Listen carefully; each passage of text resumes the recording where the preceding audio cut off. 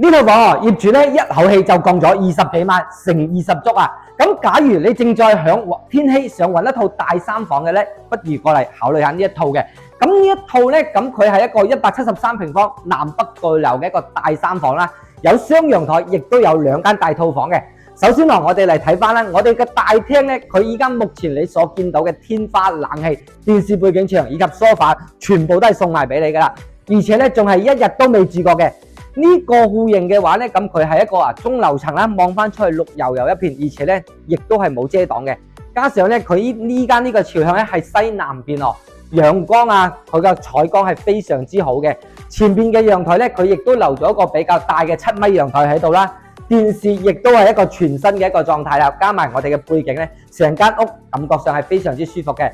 而且咧呢邊過翻嚟嘅話咧，入門佢亦都留咗個比較大嘅鞋櫃喺度啦。賭台、餐邊櫃嗰啲所有嘅都係現成嘅，你所見即所得哦。咁過翻嚟呢邊咧就係一個廚房啦。廚房嘅話咧雖然單調咗少少啊，但係後期你添置翻啲電器啊以及冰箱咧正常使用完全冇問題嘅。咁過嚟我哋北邊嘅陽台啦，北邊嘅陽台咧我哋望翻出去咧就係我哋自己嘅園林小區啦。因為呢個樓層唔係好高啊，所以望出去咧綠油油一片，非常之舒服嘅。而且咧我哋北邊嘅話咧陽台亦都唔細嘅，接近7米。加上咧我哋呢邊咧留咗個工作室喺呢邊。咁後期呢邊可以做茶室啊，或者做間細細地嘅工作室咧，都係完全冇問題嘅。咁休息區嗰方面咧就係喺呢度啦。呢個位過嚟係有3間房、3間衛生間、2間大套房，非常之好用啊。首先我哋睇翻第一間南向嘅房間咯。佢目前嘅空間咧，亦都有接近15個平方，非常之實際噶。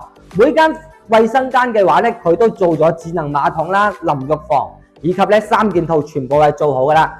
北邊嘅第一間房間咧，我哋見到啦，冷氣啊、天花以及床頭背景、大衣櫃，全部都係包埋俾你噶啦。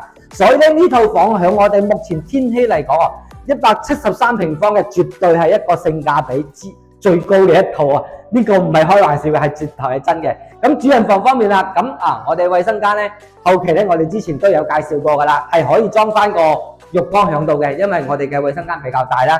主人房方面，我哋呢一 set 望出去景觀亦都係比較開揚，衣櫃、背景、冷氣全部安排晒噶啦。呢套房咧真係直接可以拎包入住就 OK 噶啦。業主嘅話咧，佢直頭係一降到底，一降就降到150零萬就可以攞低呢一套南北對流一個大三房啊！假如你對天禧感興趣嘅話咧，真係值得過嚟睇下呢一套房嘅。